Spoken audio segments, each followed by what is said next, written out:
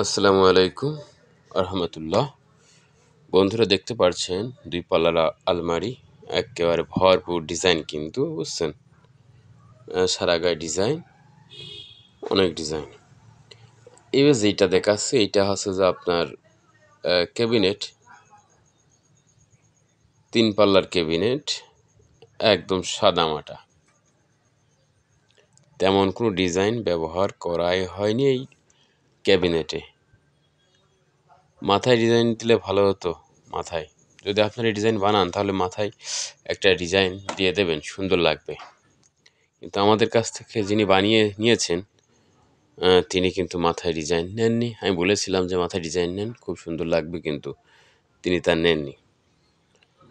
ডিজাইনটা কিন্তু একদম সাদা মাটার পারে, কিন্তু ভালো ডিজাইন। ঠিক আছে, এটা হচ্ছে যে ড্রেসিং টেবিল, এখনও সামনে পাল্লা লাগানো হয়নি। এখানে গ্লাস পাল্লা লাগালেই ড্রেসিং টেবিলটা কমপ্লিট হয়ে যায়।